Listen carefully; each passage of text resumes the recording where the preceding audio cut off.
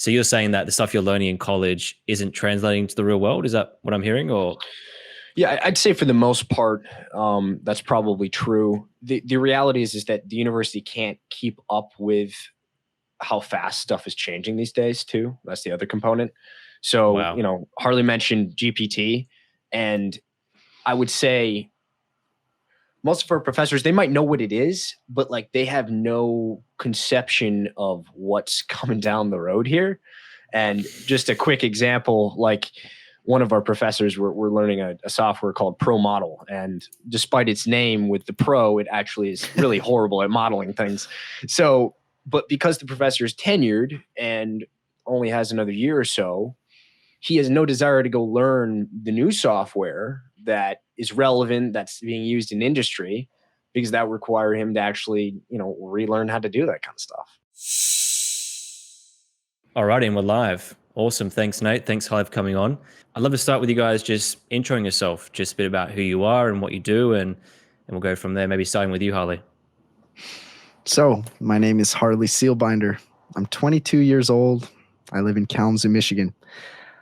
I help run a cleaning business in the town I live in, and I also go to industrial engineering school. And about 16 months ago, I started this weekly podcast. It started with like an individual, just topic-based podcast. Then it moved to an interview style, and now it might be moving back to an individual style podcast, but who knows, maybe live streams, maybe not. Every day it's a new channel of opportunity to learn. It's like, I have no idea what I'm doing. There's no like perfect formula or template, but every day I'm just learning. I'm using GPT to help come up with topics. Nice. I'm very thankful. I work with a team out in Bangladesh to do a lot of my content for me now. So now I can mainly focus on the mic and my life in real life. So yeah, that's me. Heck yeah, dude. Heck yeah. Yeah. So my name is Nate Wenke. I also study industrial engineering, and we both study at Western. And it's a unique degree in the sense that there's a component, it's called industrial engineering and entrepreneurial engineering.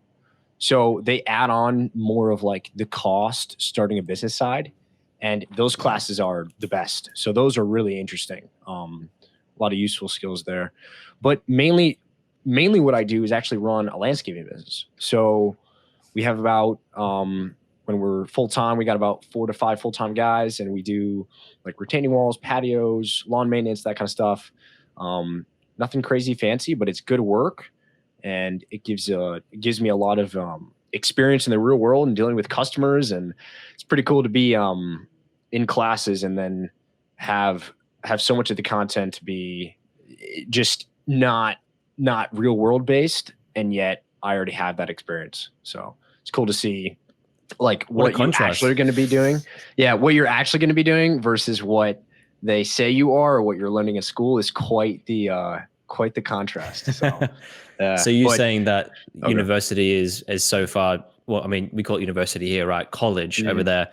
So you're saying that the stuff you're learning in college isn't translating to the real world? Is that what I'm hearing? Or yeah, I'd say for the most part, that's probably true. The reality is that the university can't keep up with how fast stuff is changing these days too. That's the other component.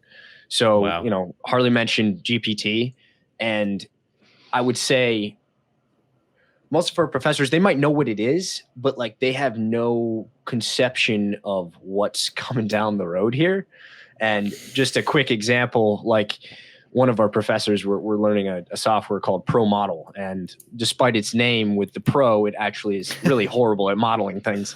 So, but because the professor is tenured and only has another year or so, he has no desire to go learn the new software that is relevant, that's being used in industry, because that would require him to actually, relearn how to do that kind of stuff. So there's a bit of an incentive structure problem there, and the real world is just different. I'm not saying there's no useful information. There certainly is. But a terrifyingly large amount of it is questionable in terms of its usefulness and relevance given the fast changing environment we live in. So I don't know. Harley has, I imagine, a similar experience because we talk about it a lot, but probably a little bit different. But yeah, it's like spend $2,000 to learn an outdated software that really is not intuitive. It's rough. When in reality, you could go to GPT, code me or provide me the code for this, or it's like we have to individually code this non-intuitive software from 2000, and it's like, wow, like we talk with our TA and we're like, so how do we solve this? And he's like, I have no idea. I don't use ProModel in the real world. I use another software that's more intuitive. And you're just kind of like sitting there like, wow, what an interesting amount of money I'm spending for this. Huh. That's pretty, it's pretty exciting to hear, but no, yeah. It's also almost like as well, like you have to, with these, you know, these bureaucracy and universities and whatnot, there's this separation between like speed and policy. It's like there's policies are put in place and like this thing, and this thing. So if you were to introduce it to the university, they would be like, oh, well, no, there's this policy or this standard or this hazard. So the turnaround time would be, you know, years at least. So that's huge. And I think also there's a big difference between principles and what would you call, what's what I'm looking for? Like principles meaning there's underlying structures for how you should do things, say for business, right? Like you need to have a business strategy, for example. Like maybe you don't, but I'm just using as an example. Sure. There's a difference between like the application of those principles.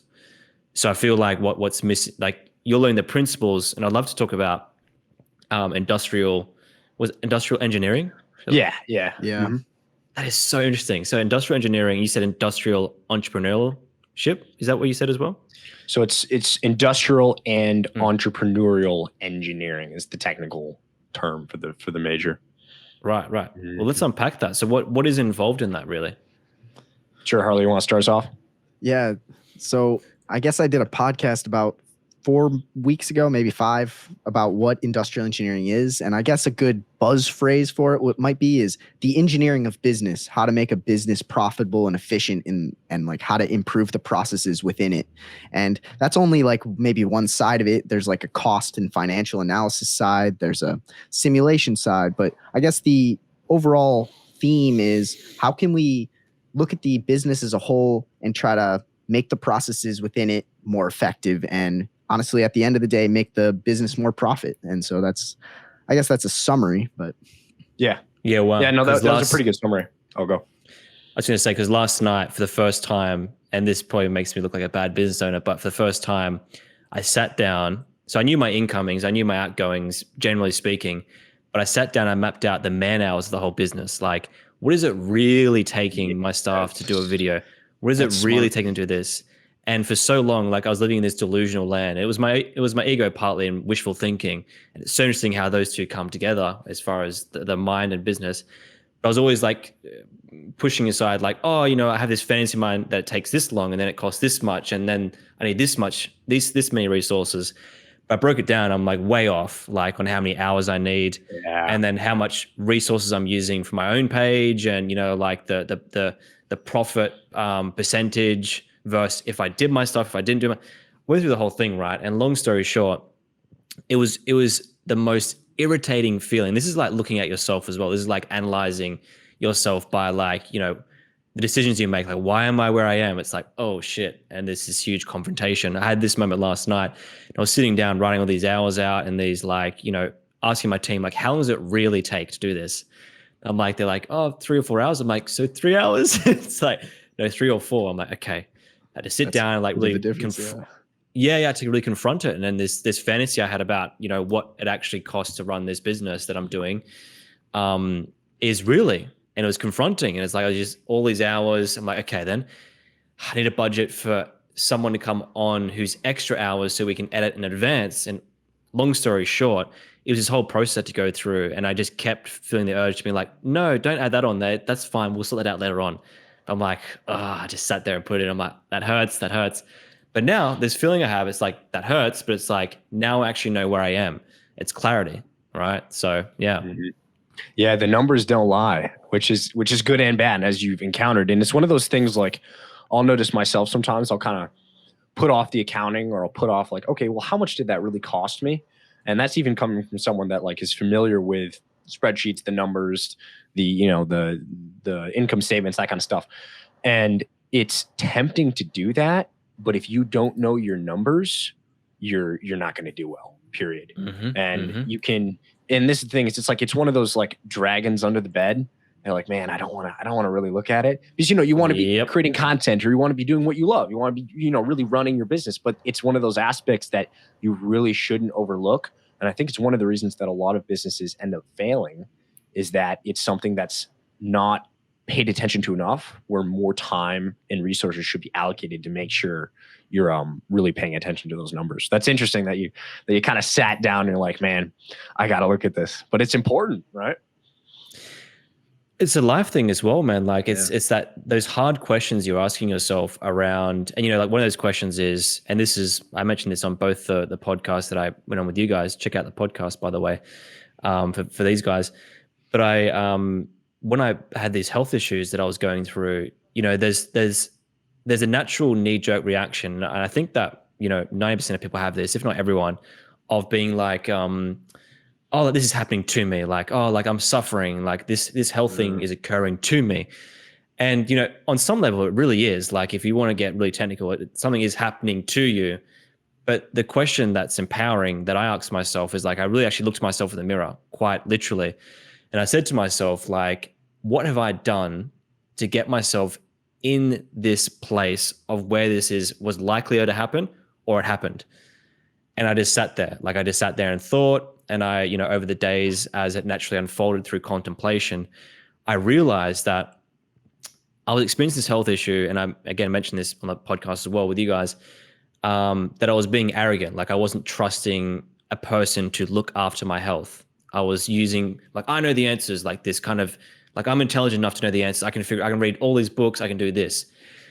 And as soon as I realized that and I let it go, and I had someone who was outside of the situation. Her name's Brooke.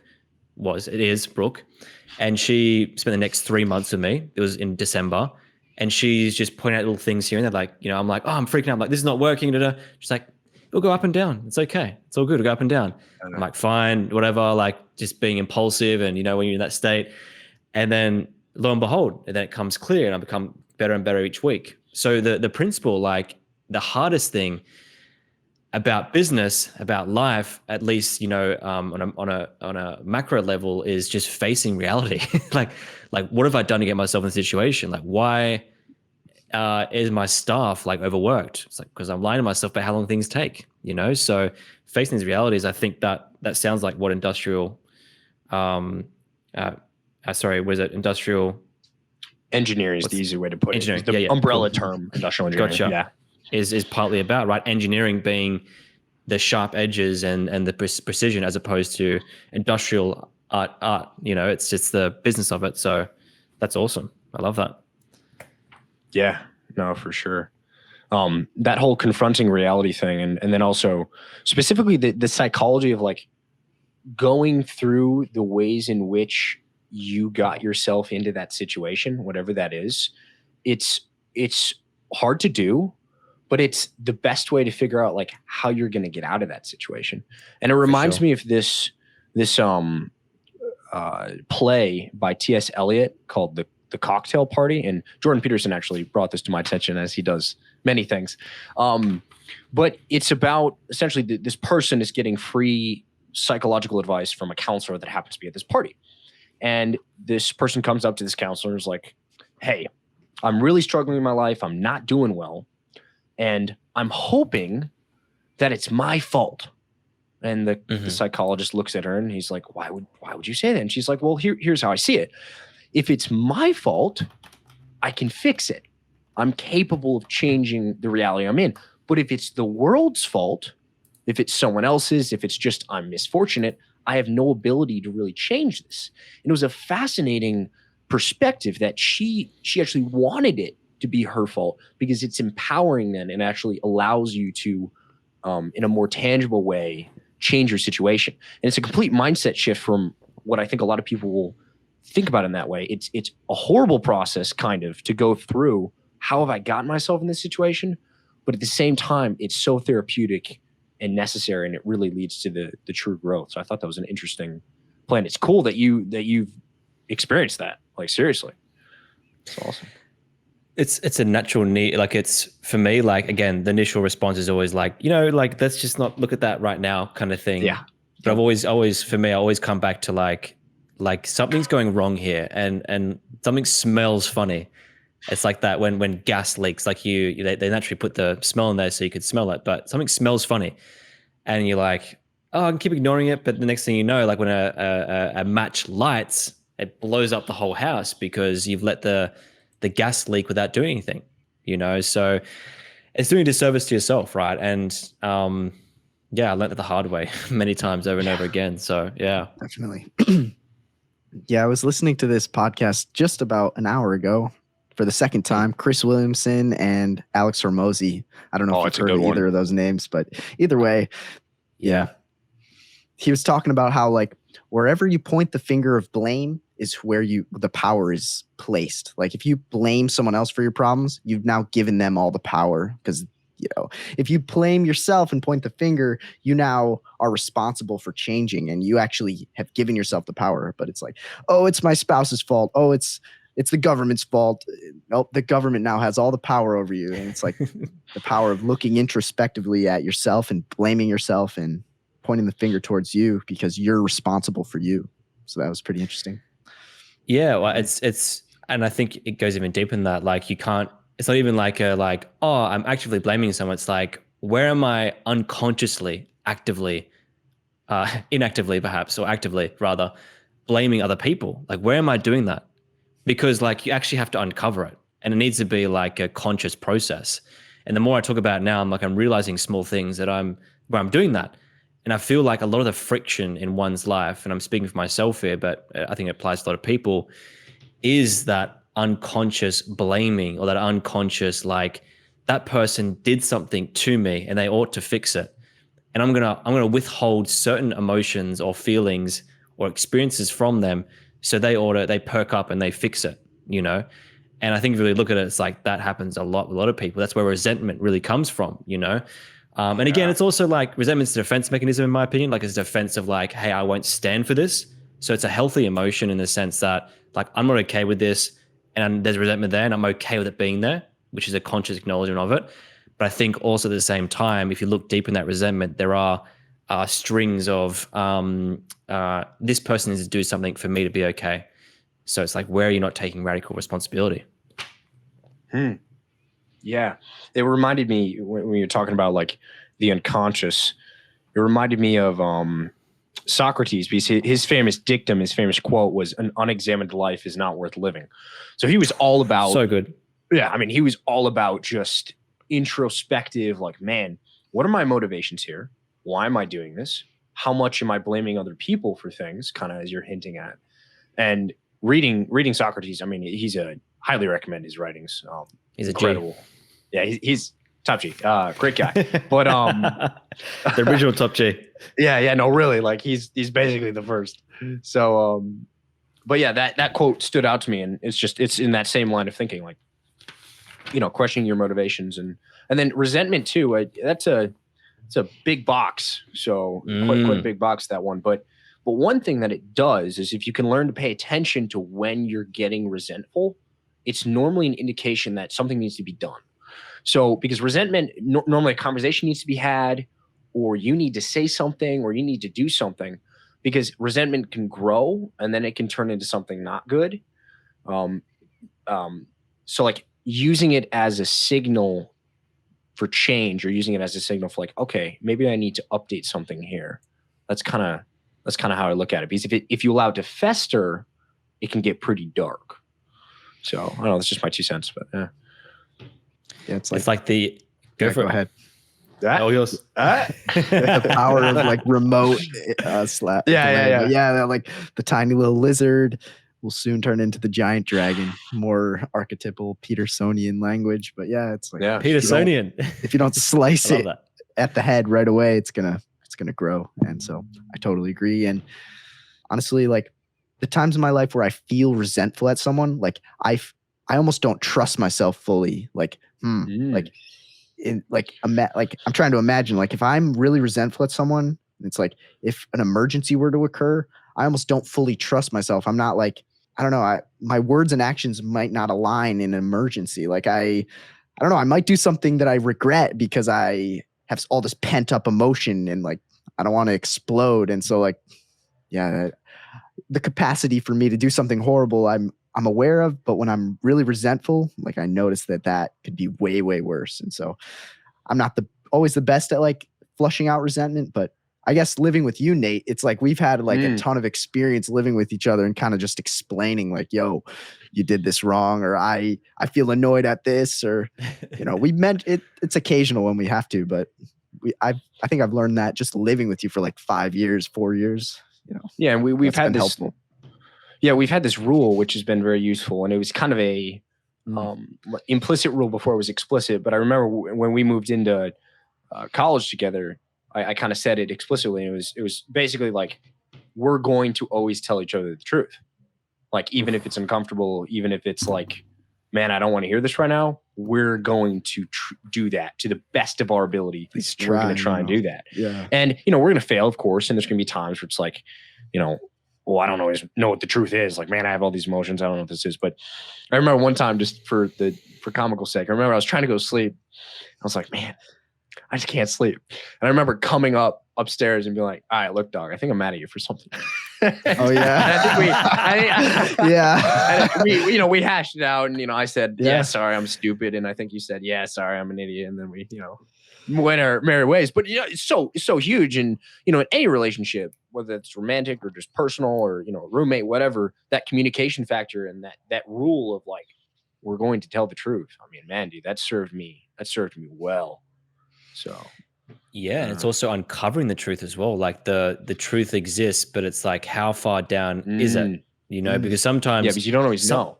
Yeah, something's off. You're like, I know it's off, and like you said, there's a telltale sign of, I can't sleep. But sometimes you just don't know, and you're so used to living in condition. It's like, I love that. It's like, hey, I'm pissed off at you, man. It's like, what? Like, what are you talking about?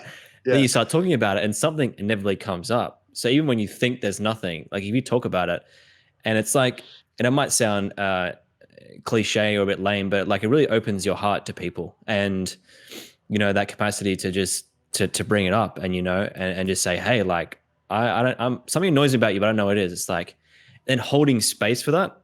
And I don't like the word holding space because it's very spiritual-esque, but holding space for that, being like, like, yeah, let's chat about it.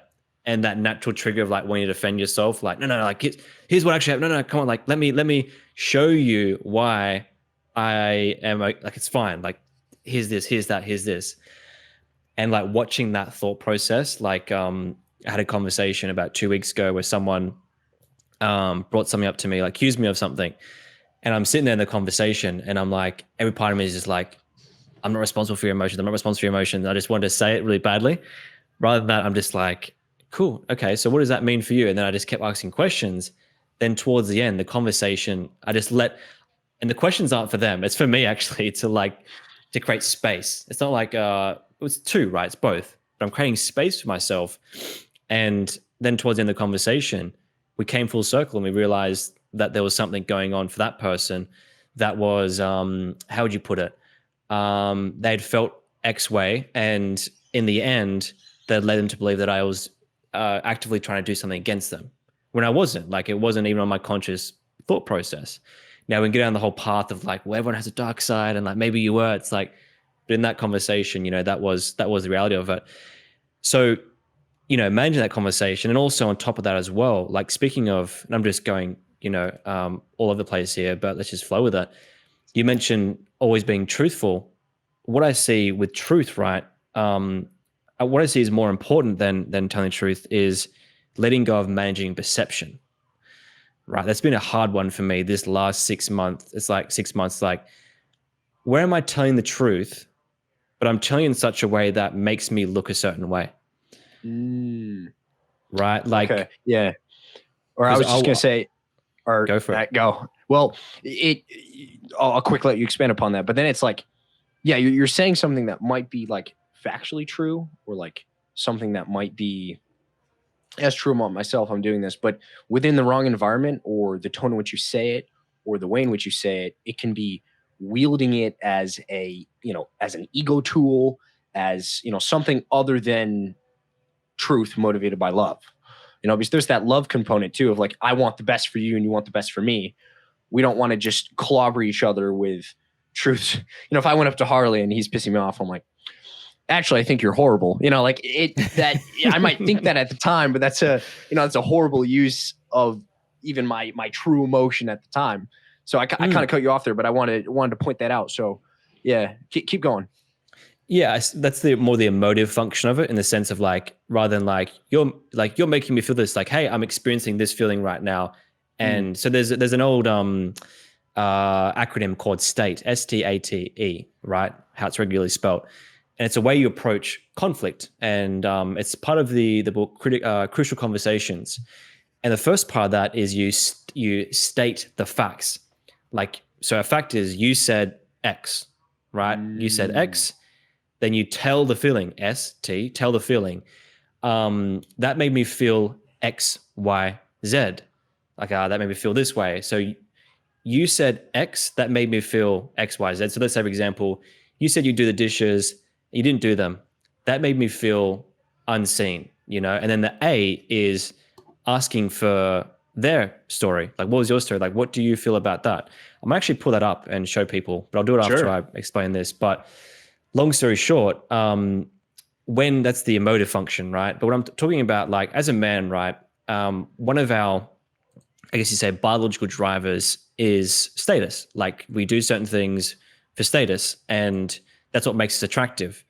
So it's very easy to bend the words, or bend sayings, or bend, you know, perhaps who you are as a person, to facilitate the growth of one's status.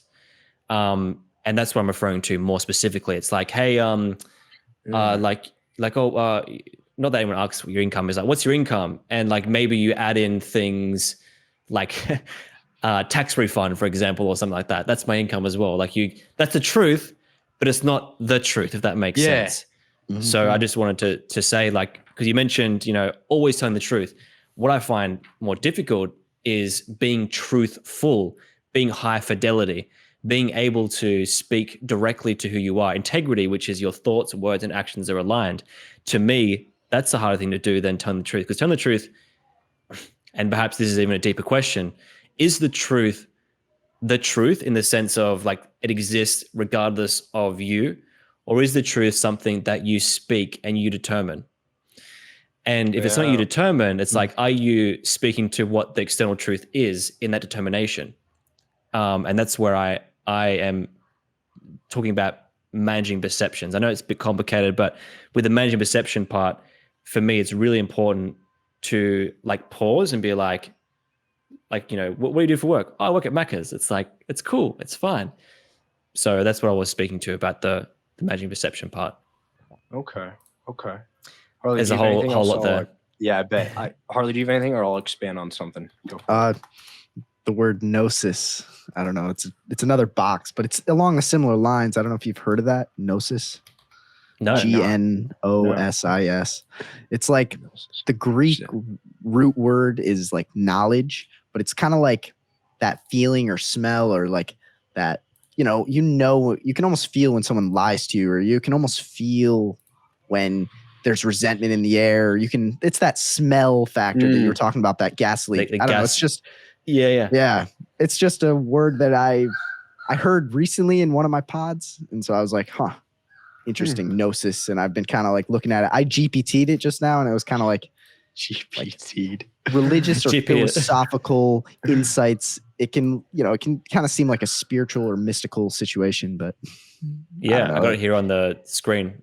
Kind of like Gnosticism is like another word that comes out of it. Is it G or is it Gnosis? Oh, I've seen this. Yeah. Knowledge of spiritual mysteries. I mean, that's just one. Which, I love how they you could say spiritual, but that's great. Yeah, the roots are interesting. Yeah. Okay, cool. Sorry, carry on. Yeah, that's all I was pretty much going to say, but it's like, you can almost, like, sometimes you feel like a message, or maybe not a message, but you can feel the feeling something is going really wrong. Typically, I think you can normally notice when something's going wrong, like you can't sleep. I'm feeling this way. There's some kind of knowledge that I have, or is that the truth? That maybe it could be. Maybe it's the truth. You were kind of trying to, like, split the truth up into two ways that I kind of already lost, and, like, I was kind of confused, but, like, it might be one of those. I don't know. Yeah, gotcha. Mm-hmm.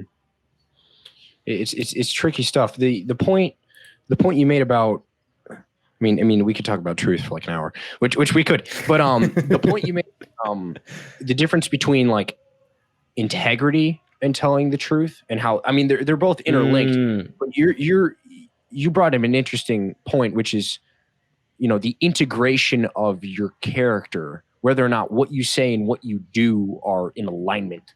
And this alignment thing is almost harder than just telling the truth in and of itself. It's like the truth and truthful speech has to be nested within your individual moral character, and whether or not you're an integrated, whether you're a person of integrity. And that makes it, you commented on this, it's like a whole nother level. It's almost like a meta level where it's not just what you say, it's within the context of who you are. And that does add another domain to it, because again, you could say something factually true, but you could say it in such a way that was egotistical, wielding it as a weapon. You know, you could, in an argument with someone, I'm just kind of going on a limb here, but like in an argument with someone, like I mentioned about Harley, like you can bash someone with black truth, with truths that like are not using them towards the good. They're using them in a way. Say simply black truths. Yeah. And different people have different definitions of this word, black truth. The way that I look at it, at least the way that I would define it, is when the broad way would be like wielding truth as a weapon. Like when you're saying something that technically like is true, but is not what someone needs to hear at that time. So you could imagine a negotiation with your significant other in an argument. And you could imagine like, okay, I could rip them a new one. I could tell them all the horrible different things that I think about them in this individual moment emotionally. And that might be true emotionally, but that's not going to be productive for the conversation and actually conflict resolution as a whole. And in some ways, that's wielding your emotional truth as a weapon. That's not an integrated way to do so. So like that's kind of how I would look at that concept of black truth. I don't know if that made sense. Maybe kind of like the opposite of a white lie. Maybe that's why the word black was thrown in there. Kind of like how sometimes lies can sometimes be effective and useful, even though you might be lying. It's a white lie versus a black truth. Maybe that's where the word black comes from. That's just a guess. I think it's like, if it's a white lie, it's a lie in the service of the good, let's say. Versus if it's a black truth, it's a truth in service of your emotion, like you're the bad. Like you're just you're not aiming at the good when you articulate whatever you're saying. If it's a black truth, is one distinction. So well, I think that's a question of like, you can't live inside of a logical box in life. Like there's, science wouldn't exist inside that box. And what I mean by that is like, you need the mystical, you need the faith, you need the messiness of the wiggly reality as opposed to the sharp reality, so to speak, in a feeling texture kind of way, to discover like what the truths are. So I think that, there's so many like little things embedded in this, and we can unpack them, but there's a difference between truth and integrity. And I think also on top of that as well, you need to be able to explore and let yourself let go. And this could be a stretch here of that kind of rigid feeling of morality. Now, what I mean by that is like morality is, and I'm purely like, I haven't explored this very much, and I'm just going to do it right now, right here. But like, I have a mentor who I see every single week who is a body psychotherapist, right? And the reason I'm seeing him is because a lot of the psychology works are very heady. They're very like changing your mind, mindset, CBT, that kind of thing. And what we do is more body-based in the sense of like, for me, like my characterology, and whether or not there's a science to this or not is irrelevant at this point in time, is rigidity, meaning that I think from the head and everything's got to fit into a box, and that colors my reality, right? For better or worse, in positive ways, and hence the light and the dark and all that kind of stuff. And one of the things that my mentor goes through is he will actively try to break my rigidity by challenging beliefs in my reality. Like, so for example, like I have a conversation like, I need to do the right thing here. I need to do this. He goes, no, you don't. He goes, morality will kill you. And I'm like, what? And he goes, you're holding on to morality so much that it's actually blinding you from your natural, in my words, your natural reflex of what you do and don't want. So before you band-aid the solution with what's right and wrong, you ought to let it gush for a bit to see what color the blood is, right? That's the metaphor I just made up then. But so that was his approach, right? So and this is what I find, and I've thought about this for a long time. I watched the debates with Sam Harris and Jordan Peterson, and I see where, and I didn't agree with Jordan Peterson for a long time, and I'm like, a long time, I mean for a few months, because I didn't really give it any light. But Sam Harris is like trying to, again, very, very like broad. I'm being very broad here, and I'm happy to be challenged on it. But for me, the feeling I get from him, right, is that he's trying to define reality through this box, like everything has a box. And just because we don't know the box yet of what this thing fits into, then we shouldn't use religion or other things to then fill those boxes up. And then Jordan Peterson's argument is that we need the mystical, the faith-based stuff in order to get to that point, because no matter what, there's always gonna be room for ambiguity, right? So yeah, I think that, in that whole thing about truth and managing perceptions, all these things, we can speak about what's moral and what's right. At the end of the day, how do you know who you really are if you don't pay attention to the natural reflexes of what it is to be human? Sure. Yeah, no, we can think of 10 different ways we could go there, or down 10 different roads. No, and the what's really important, to summarize what you said, is it's complicated. No, but like, no, it is though. And you're pointing out that like morality, integrity, truthful speech, it's all nested within human nature. And the fact that we're messy, and I think you used the term wiggly, which I thought was great. But we're not perfect. We're limited, and we're going to make mistakes, and our perceptions are tricky. And some of us are wired more intellectually and more heady. I think you and I are similar in that way. And some of us are wired more emotionally and more, they make decisions from the gut. And all of those differences play in to our perceptions, and it creates this fascinating problem of trying to navigate that with other people. And in the moral dimension, it becomes even more tricky. So I know, Harley, I know you would probably say, and we've talked about this before, you're probably more heart than head than I am, for instance. And that even affects the way 50-50 for me instead of like 80-20 or whatever the number might be. Maybe I'm 60-40. I don't know. But yeah, seriously. Yeah, it's kind of funny. We just drove 2.5 hours over to Detroit to do a in real life podcast with 2 other guys. Epic. This guy named it was like last week, Wednesday, so 6 days ago. Mm-hmm. And this guy named Jarrett, I happened to find him through, I guess, a musical artist named Mike. He has a podcast. I've connected with him. I've met him twice now, but either way, he is like probably 95% go with the soul. Don't think. Why are you thinking? Just go. Just take the jump. Take the leap. He's like huge into this spirituality. You feel it in your heart. I know those types. And I'm just kind of like, I hear it and I'm like, I resonate somewhat, but I still have to think about it. And it was crazy because the 2 of them were kind of more gut oriented and we were more head oriented. Like they were talking, they love Terrence McKenna and I hear you, man. I hear you. A few other people, and they were kind of saying, I don't ever like listening to Peterson. It's too much head. It's just crazy to like see the difference. But yeah.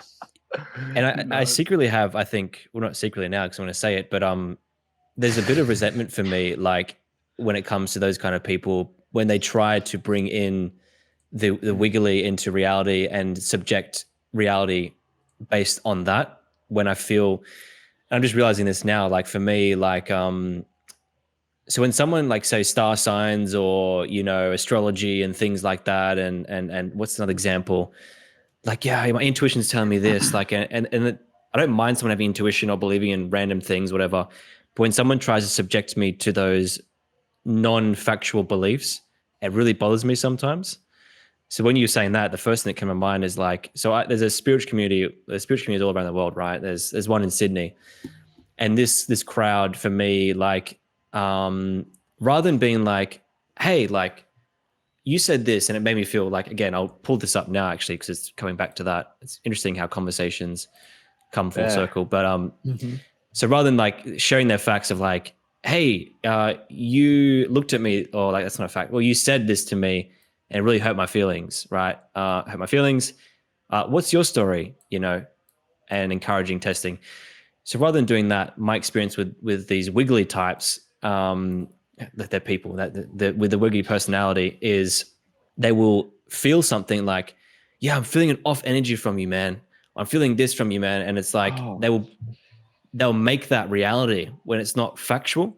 And I've had that happen to me so many times. Like I had one guy at one point, I didn't think he's mentally well, but I was at this like this event, this quote unquote spiritual event in Sydney about 6 months ago, and he came up to me and he's like, I know what the accusation was, I forget now, but like I went to go hug him, like because as far as I knew, we're fine. I went to go hug him, and then he's like, no, don't touch me, because I know what you're doing. I know what this is going on. Like you're doing this and this and this, and I'm like, what? And I'm like, what the hell is going on? Like what? And for me, it was so far out of my reality. And I'm sitting there trying to have a conversation. I'm like, so what? He goes, I can feel your energy, man. Your energy's off. And I'm like, are you sure that's not you feeling your own energy and then project that onto me? And he's like, no, your energy's off. Your energy's off. Blah, blah, blah. I'm like, okay, can you tell me what I've factually like done? Like, he goes, no, it's off. Like, I'm like, honestly, and he's ucking up at me, like going off at me. And I'm like, honestly, like this conversation isn't going anywhere if you can't get to the actual situation of what's going on and express to me the specifics, because right now you're just feeling, and that's fine, but I'm not going to sit here and have this conversation with you around this. So I don't know where I was going with that, but long story short, like that's been experienced in me in the spiritual space. And that's why I really dislike that feeling of like, I'm going to force my reality onto you, this wiggly reality that isn't objectively real. It's like, you want me to hold that for you, and it just feels off sometimes. So yeah. Yeah, that's an interesting experience. Like, how do you respond to that? Yeah, because you can't even, it's like you're speaking different languages almost. Like you can't really have a conversation then. And if you can't, if they're imbuing you with certain things and then they're not able to explain it, and you're like, what? It's kind of a conversation killer, because you can't even establish a reality that you both agree upon. So even if they said like, hey, like, you know what, I'm really emotional right now, and what I'm going to say is like all over the place. There needs to be yin and yang of that like, would be good. Yeah, it's like, hey, I'm messed up right now, but I'm just going to express how I feel. Is that okay with you? Yeah, go for it. Cool. I could have just sat there and listened to it, right? But I think that's the yin and the yang, right? It's like you need to have, because we all have emotions, right? And people, I think, who, I'll just speak for myself here, like are very heady based. It's very easy to just turn your emotions off. It's almost like you have this skill of like, just turn off, because you just go straight into your head. So that situation, I just turned off. I'm like, cool. So then I became more heady, just like boom, boom, boom. Whereas if I wanted to be like a real swinging human being, so to speak, I might play the dualistic approach, which is like, I'm going to become really emotional as well. Like, oh, how dare you? Da, da, da, da, like, and just escalate the situation to the point of like, yeah. Do you know what I mean? There's a chess match of, and it's so funny that I say chess match because it's a very heady thing to say. There's a dance, right? There's a dance of energy that needs to happen. And it's like, sometimes when you're so heady, you tend to attract those wiggly types who almost like they're your shadow, like they want to dance with you and like, blah, blah, blah. Then you're like, no, da, da, da. They're like, blah, blah, blah, blah. It's like this weird kind of gunfire showdown or something. So yeah. Yeah. Yeah, I really resonate with this. Please tell us what's your experience has been. Oh yeah, go. Literally, this Jarrett guy, like he opened up this dang box because I met him, and he would just throw stuff at me like that didn't make that much sense, but he could feel like he could feel whatever he was saying, even though he couldn't have any evidence. I don't know. Just the other day, he was like, I don't even resonate with your stuff anymore, Harley. It's like you're not even real anymore. And I was like, he's like, is someone else doing your content? And I was like, actually, yes. He's like, oh, I can tell because it's just not you. Or, he could feel Can I just that. add something to that quickly? Interesting. Yeah. This is my crux of the issue for me. Just quickly, I'll let you carry on. Is that when they like, let's say I am different, and okay, so I am different. I do have someone editing my content. It is different. The graphics that pop up on the screen are different. And Oh no.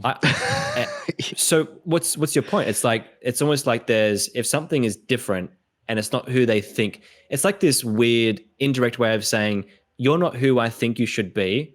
And it's making me uncomfortable. The uncertainty of who I think you actually are is making me uncomfortable. Please go back to that previous version. And then there's a whole bucket of emotions. Like, is it envy? Is it, I've had that heaps before where someone's like, you have dark humor coming from a dark place. I'm like, oh, really? Okay, fair enough. 2 months later, I was actually envious. So there's a whole kettle of fish there as well. But please carry on. Either way, kettle of fish, that's a new one. But yeah. I like it. Yeah, Australian. that's good. Yeah, that's good. Either way. Should get some water. I'm listening though. No, yeah. I met this Jarrett guy, and then I just went through his entire Instagram and found all these like 6, 7, maybe 12 other people I interviewed, and they all reminded me of a similar, like, I'm speaking from the heart. It's my truth at the moment. You can disprove it with science, but it's how I'm feeling right now. So it is true, technically speaking, in my own soul, or that kind of like vibe. Yeah. And then I'm thinking like, interesting. I could see how some of it can resonate with me, but like, I like to have some reality or some factual evidence, or I don't know. Either way, if I wouldn't have ever opened that box, I feel like I wouldn't have even realized that there's a people out there that are more soul oriented. Because of it, now I'm more like, I don't know, slightly open-minded and maybe slightly more, I don't know, maybe they've rubbed off on me slightly, but either way, I used to be like insanely critical, like hearing someone like, what are you talking about? But like, sometimes I'm just like, well, I don't even know if it's worth questioning, because I don't even know if they have a full answer behind it. They're just kind of feeling it and saying it, or I don't know, but it's hard to tell with some people. Like some people, like you can dive into the exact reasons on why they're saying what they're saying. And it's like very rigid and structured, and other people very wiggly using your language. It's interesting, the differences in people. And it's also like a case of coming back full circle with the Alex Hormozi and Chris Williamson podcast. In that one, like they're saying, pointing to this direction, like that's what it is. It's almost like, if I'm that person, I'm very like rigidy in a way. I need to surround myself with those kind of people to A, understand them, and B, there's something there, right? There's always something that we're missing. And like there is something there that someone who is very logical needs. Like, let's throw like a physicist or like like a mathematician, full-time mathematician in that field. They're gonna be like, oh, what? Maybe, who knows? But they need that because it balances you out, right? Yeah, it's true. Yeah, I remember. I don't mean to keep bringing it back to this guy, but like I showed Nate this account of Soul of Jarrett is the account. Oh, yeah. Like when I met him, he had like 4,000 followers. Yeah, let me, if you want, I'll pull it up for you, or you pull it up. Yeah, whatever. I know this person. I've heard of him before. Okay, you've heard of him. Interesting. But either way, it's like, I think he appeals to a specific audience of like. I know the audience. I know the one you're talking about. It's like the universe. The first one. Yeah, wow. No, I've seen this guy before. I think maybe through your page or something. That's it. It's just like all these like, I don't know, like I feel it in my soul. It's not like he's not scientific whatsoever, but like he resonates very with feminine. Tons of people. Yeah. And he said the majority of his audience is feminine or females. And I was like, how strange, because like 95% of my audience seems to be males. And it's just, it's crazy to see the difference. But I'm like 46,000 followers. I'm like, not bad, Jarrett. 41. Yeah. Wow. Yeah. 41,000. Yeah. But either way, that's about it. I'll stop sharing. Oh, you're good. It was interesting to meet a person, at least for me, that was like on the opposite end of the spectrum in terms of the whole head heart distinction that we just made. Like we were two very different creatures. Now, we got along great. Of course, we're not trying to disparage him at all, but it is interesting to notice that difference of like, wow, okay, this human exists and they're not like me at all. And we speak different languages, but you can still connect. And there's always the interesting point of like, you're always missing something and you always have something to learn. So talking to people that are radically different from you, or just that look at things differently, can be really useful. So I think that's great as far as I'm concerned. But the point that you made, Luke, is I think part of your point is like, that's great. But if you're approaching the conversation from two different like perspectives, or even like if they just imbue you with a certain reality or certain truth and then aren't willing to explain it or aren't willing to like, unpack it, then it's like, I can't then have a conversation with you. So there's that danger of if the conversation is had in the correct manner of like, okay, we're both, just to make a joke we're both just apes with consciousness here. Let's try and figure this out. If it's done in that way, then it can be really good and productive. But if it's like, well, no, I'm feeling this and that's who you are. And I know that. And like, that's how I'm feeling this right now. Then there just isn't, there isn't much to go off of there. So it's pseudo awareness, in my opinion, in the sense that like, if you were to inquire a bit deeper, you'd see that we have biases, right? We have ways of seeing the world that aren't 100% accurate. Like intuition's great. I think we should definitely learn to listen to our intuition, but we should have intuition and be critical of the intuition as well. It's like a process it goes through. And what I'm seeing there is just like, this unlimited stream of consciousness that isn't filtered by any logic, right? And you need to use your logic like you need to use your intuition. You need to have both tools in your toolkit, in your proverbial toolkit. And it's when like, I feel this and therefore it's reality, as opposed to I feel this. Could I be envious? Could I have confirmation bias? Could I be experiencing an availability heuristic? There's all these different factors that contribute to ways we think, because we are human and we need conveniences in our brain. If we had a limited stream of consciousness in the sense of like knowing all data that came through our mind, we wouldn't be able to function. So there is that inherent in us. And it's when someone isn't willing to acknowledge that, or rather doesn't even acknowledge that. They're meta acknowledgement of it. So yeah the meta. No, I hear you. So yeah, it's pretty crazy. Like, in this community, like and it's so funny because I'm there at those events and I'm like, there's something there for me, right? And I'm there at this event and they're like all meditators, all like, I did some ayahuasca last weekend, like all this kind of stuff. And for me, I'm just this like really logical person and I'm having to like let go of that because I don't make sense to them. Like I'm like, oh, I see this happen. So I'm, oh yeah, cool. Like, whoa, like, so I'm just having to let go. Like, and I'm doing like static dancing and like just releasing my body and all this weird, not weird, but all this interesting stuff. And it just puts me in this another dimension. So yeah. No, it's cool. Like going outside your comfort zone in that environment's huge. It opens up parts of you that you didn't really know existed. And one thing I've always kind of, I don't know if I've necessarily scoffed at meditation, but like it's kind of like meditation. Yeah, like it.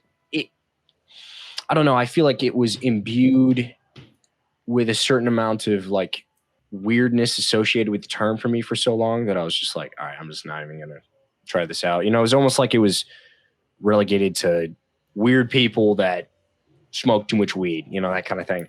But then I think when I heard from Sam Harris, like when he described he's a whole meditation app. And yeah, I use it every morning. Yeah, he just went huge down that rabbit hole. And hearing from him talk about it has been fascinating. And I will admit I have not dived into it as much as I need to. But it's one of those things where someone as heady as Sam Harris, I mean, he's like the definition of like pure just intellect, rationality, logical, all the way down until Peterson pokes him a little bit. But beyond that, to hear him go so far down the meditation train and even that's so fascinating to me. So there's so much to learn. A lot to learn. There is. And I wanted to ask you guys, what is some of the things you guys are tackling with at the moment from, could be a theory, could be something that you've learned recently? Like what's on your consciousness right now or, as of recently? I got something, Harley, if you don't. Go in. Okay. So So this gets fairly personal, but that's good because that means it's more real in a sense. So right now I'm actually getting a minor in philosophy at Western at university, and I like philosophy, I do, but one of the problems is that you read all of these incredibly smart, effectively geniuses of their time, and they all have very convincing arguments. And a lot of them are not commensurate arguments. They are arguments that directly contradict each other / cannot be, they're mutually exclusive. So one of the problems that you encounter when you come from a fundamentalistic religious household like I did is this problem of where do your own beliefs stop, and then how much of your own beliefs have been influenced by your parents' beliefs and your culture's beliefs and your community's beliefs. How much of what you think is really you, and how much of the influence from your culture, your family is good and necessary. Like, how much should we keep and how much should we update, get rid of, all those kind of things. And I mean, I think this is more of a process that that most people in their 20s go through. So I don't know if it's necessarily overly unique to me, but I'm also the person that is so heady that I feel like I have to have everything figured out, especially in the religious domain. So one of the issues that I'm encountering is I may be oversaturated in material such that it's almost having a paralyzing effect where it's too much information and too many different thinkers that for someone like me that really struggles to live in have a version of reality that I can get behind and not be freaked out by, which sounds a little strange, but to be constantly poked at my fundamental axioms. It's a Peterson term, poking people in the axioms. That's what I was referring to with Sam Harris. But to be constantly doing that, it's a bit too chaotic for me. And I'm someone that likes order. So I'm trying to deal with the problem of too much information that's useful and good, but too much at one time that you're not able to unpack isn't. So that's just something on my mind recently is you can actually overdo that. And I'm wondering if perhaps I'm dabbling in that. So I wonder if is it the information itself that's overloading, or is it rather I think you mentioned it there pretty much, which was that there's too many conflicting, challenging beliefs that are challenging your infrastructure, right? Yeah, so it's not that I've consumed a lot of information at once. I think it's the gravity of the information in terms of how deep the philosophical claims go, then just how complicated it is and how dense it is. That so it's both the fact that there's some contradictory things, there's different thinkers from different sides, but it's also just the depth of the information that you're getting into the fundamental questions about reality, and that's good, but you can overdo it and you can end up in too much chaos. And a lot of people, though, the flip side of this is a lot of people just don't even do it at all. So it's an interesting balance between I'm challenging my belief structures, I'm investigating this more, but I don't want to fall off a cliff. So I think it's good, though. It's a good process. Almost like you need to microdose the philosophy as opposed to macrodosing it. Yeah. Yep. There's a good way to distinguish it. So yeah, that's what's going on for me. What about you, Harles? Yeah, it's interesting, Nate. I felt the same thing taking the philosophy. I feel like a little bit slower might be the best. The microdoses, Luke said. Yeah, that's true. But I guess the thing I'm wrestling with is a personal thing as well, which is I work with my mom, and it's an interesting dual relationship / triple relationship I have with her, which is she's my boss / colleague, and then also she's my mom, but I'm 22, and then she's also my friend. And it's an interesting, how, I've actually gone to counseling recently with her and just about it, and actually figured out some interesting strategies of so we would communicate through text, but then the text would be hey, nice to see you, son. I love you. Oh, can you make sure to do this and this and this? Oh, emergency. We got to make sure to take care of this. Oh, here's a picture of the dogs. But and then maybe I'm like kind of overdoing it, but like, it would just be personal work, blah, blah, blah, blah, blah. And jumping from that to that was just honestly kind of insane. So then past 5 months, maybe I've given her like specific time blocks. Like, okay, during this block, it's work only. During this block, it's personal, and it's made it a little bit better, and she's respected it quite a bit. But then we came up with another strategy, which is, how about instead of texting me work, how about you email my work email, any work related instance. If it's a huge emergency, you can call me, but like, I don't want to see texts from mom and it all be work. Like, I even changed the contact name to Kelly Seelbinder, my mom's name, because I would like, honestly, it's just truly a weird place to be.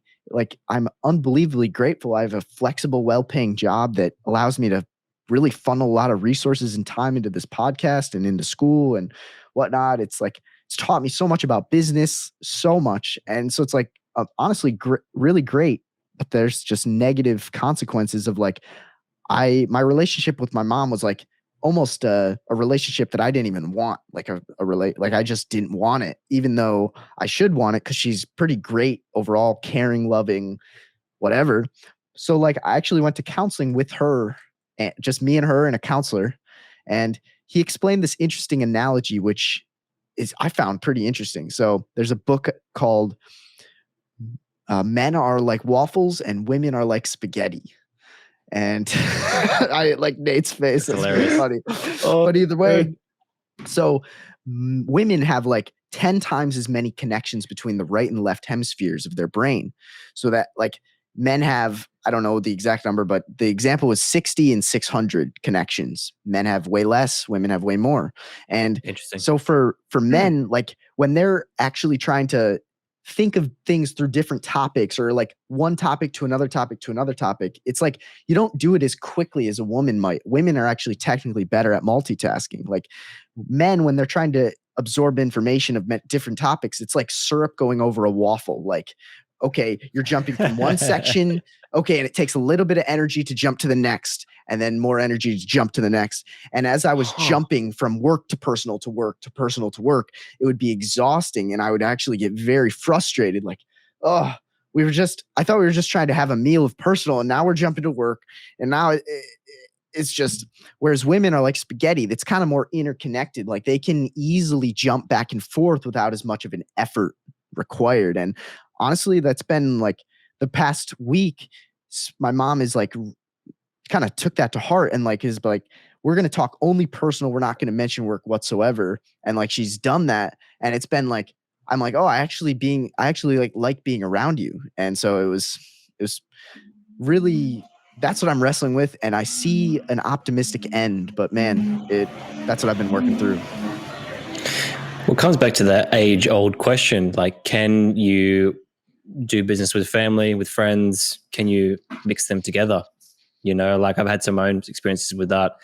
And, a wiggly person might say in the context of this conversation, you should have boundaries, man. You have boundaries, like just put a boundary up, but it's like, what does that even mean? Like, I know what it means, but what does it really mean? And then also like, can you even do that? Like, can a relationship, and I'm not saying you can or can't, I just don't know.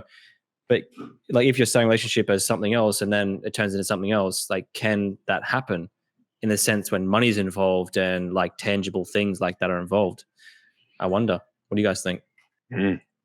It's hard. It's not an easy negotiation. I think Harley's done it pretty well overall. But you would also, not to talk for you, but you would also say like, long term, it would be tricky to stay here long term. Would that be possibly true? Yeah, that's true. That's actually why I'm trying to honestly do this thing, which is my own thing. Like, seeing you and Jordan have their own businesses and doing their own thing, not connected He's our other to their roommate, mom. by the way. Yeah, either way, he runs a shoe business and a lot of other things too. But it's like, nice pursuing this. It's like, it's allowed me to like feel a sense of independence, even though I all of my income comes from the work I do for the family business.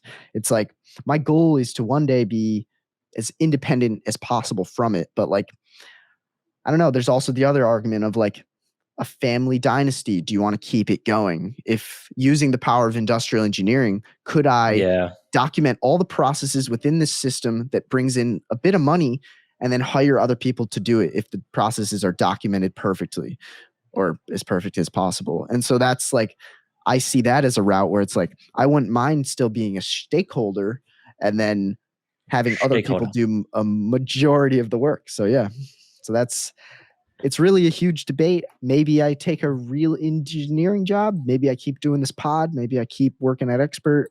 Maybe a combo of one or two.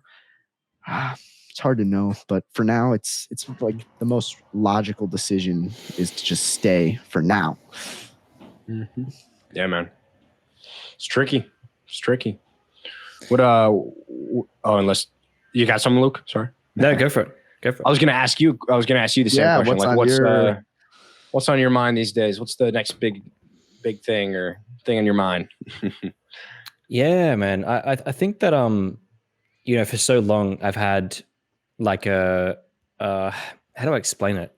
It's like being waken up for the first time, because for so long my mind was dulled by inflammation, so to speak. It's just the weirdest thing ever, because I was living, but I wasn't living. Like I was kind of like floating around, and I was still doing the business and running things and all that kind of stuff, but I wasn't there, and it's just like for the first time in a long time, it's always up and down, but for the most part, it's reached a point now where I wake up in the morning, I'm like, wow, like I'm alive, like I'm here.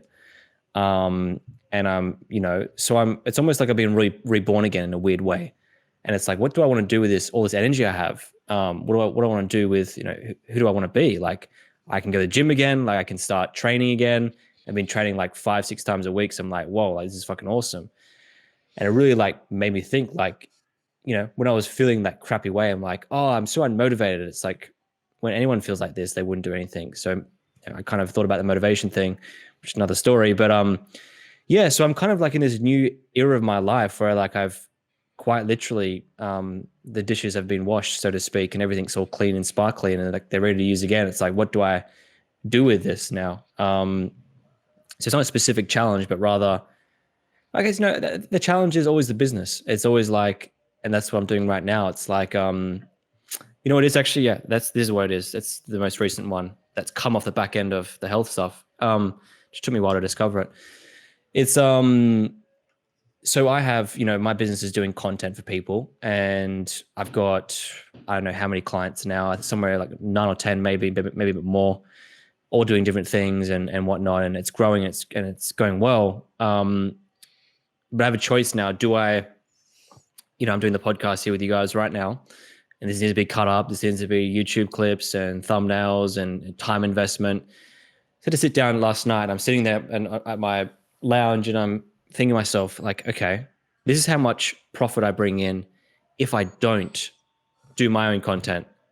And the profit margins were sitting at about 50%, around 50, 51%, which is really good. I'm like, that's perfect. That will get me like the life that I want. I could do some things in my life that are like awesome. Like, fuck yeah. Like, that's really cool. And I had my stuff on, the profit margins go down, like to a point where it's like, I'm comfortable, but I'm not living that life that I've always dreamed about, so to speak. So I'm sitting there thinking to myself, and this is like the part of me that like loves to live in the chaos, right? And like this week, like money came through, and straight away I just spent it all on sales. Like I just put it all into sales, like getting leads, all these things. And I had like zero money in my bank account. I'm like, this is great.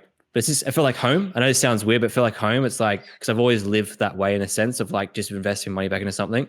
Like Grant Cardone style of stuff, like no money bank account. It's like, I didn't even think I was doing that. I wasn't trying to be like him. I just did that naturally. Mm-hmm. So my challenge at the moment is like, I'm sitting there and I've kind of decided what I want to do already. Hence why I'm on this call with you guys right now, this podcast, or whatever you want to call it, live. So I'm sitting there, I'm like, I could have this life that I want. I can move into this new place. I could do these things, X, Y, Z, but no content for me. Like no content for me, at least for a while, for 3 or 4 months. That's the, long-term approach as far as like, if I'm an accountant. then the artist inside of me and like the, you know, like the part of me that wants the chaos and wants the personal brand out there. And I guess the ego of like being out there and all this content being done properly is like, no, let's go for like hell for leather, as they say, like just fucking do it. And I kind of decide on that, but that's a challenge for me at the moment is like the balance of running a business and being realistic and being like a child and following my dreams. And, you know, for the longest time, I've always been like 9-to-5 job, like this much is coming in, this much goes here, very like, you know, rigid in a way and very logical in a way and very like disciplined. There's a part of me that just wants to like, just have fun and like do what I want to do and fuck the money. And that's where I'm at right now. So I don't know if there's a right or wrong answer, but I think both are right and they're both wrong. So yeah. Tricky balance. It is so tricky. Like, man, kind of got to eat, but I also like really like doing this, you know, it's tricky, man. No, it's interesting to hear.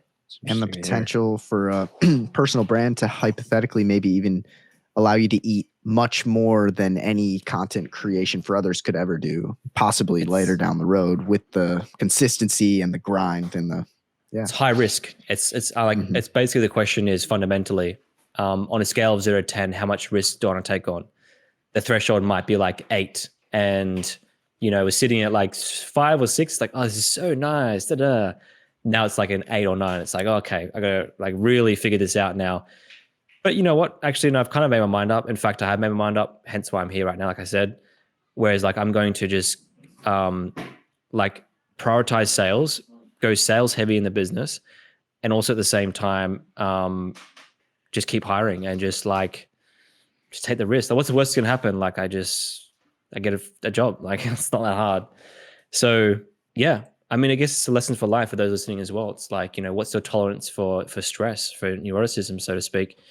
And, you know, can you push that threshold a bit? Because if you want to be like an entrepreneur or do business or whatever, there's no reality in where, at least from what I can see, I've done one business in my life, so to speak, but you need to be able to, as far as I'm concerned, have a high threshold for adversity. Like there was times over the last couple of months where I'm like, I don't know how I'm going to pay my staff. I don't know what I'm going to do. I lost like 3 clients in one hit. I'm like, what am I going to do? I'm like, oh, I'll figure it out. I just figured it out and things just came through. And it's just like living in that stress is just, it's painful, but it's also like the best feeling in the world. I don't know if you guys watch the UFC on the weekend. Do you guys watch the UFC? Nah, not typically. Not as much. This fighter, Israel Adesanya, he fought this guy 2 times in kickboxing. He then went to the UFC, like smashed around the UFC, became world champion. Then this guy followed him from kickboxing because he's like, well, this guy did it. And he beat him in kickboxing twice. Contentious. Anyways, he followed him in the UFC, like fast-tracked him to the title shot with him. This guy, Israel Adesanya, is then winning the fight. He's like winning the fight on points. He's killing it, crushing it. Then the last, like, I think it was 2 minutes of the fight, this Alex guy who'd followed him, like basically like he's just hunted him through the division, just hit him with a hit. And like he was against the fence, he was moving, but he was kind of knocked out. So then the ref stopped it, right? Now here's the cool part. So he's lost 3 times to this guy. 4th time now he's fighting him. 2 times kickboxing, 1 time in UFC, mixed martial arts. And he's in this fight. In the second round, he plays possum, which is like you pretend to be on the ropes, like getting fucked up basically. He then comes back and then hits him with this hook. He then, startled, hits him again, hammer fist, beats him. And in the end of the fight, the post-fight interview, he's talking on there. He's like, I hope everyone in life feels this feeling of like, I've gone through this adversity over and over and over and over again, but now I've won. And he goes, and I keep winning and da-da-da. And he's went on this like really inspirational rant. I can maybe show the video here, but I think it might be copyrighted. The point I'm making though is that like, severe stress, severe trauma, severe pain, severe bad experiences, they like, it's like a ball. They add up inside this ball. And then when you hit through that fucking threshold, it bursts. And next thing you know, like you're experiencing all these fucking amazing emotions. So it's like, would I trade all those stressful times just to feel neutral? It's like, no. So that whole experience led to this like breakthrough moment of like, whoa, look what I'm doing. When I'm just sitting looking at sunset, I'm like, did this happen? Did this just happen today? So that's a good perspective to take on board, I think. That's great, man. No, seriously. Nothing nothing worth doing comes easy in some sense. It's an interesting way of looking at it. And the other thing is like I tend to do this too. It's like, oh, okay, once I do this, I'll be happy or I'll be satisfied. Or once I reach this goal, then I'll be good. And it's just not about that. It just isn't about reaching the number. It isn't about reaching the goal. It's about the journey to that goal.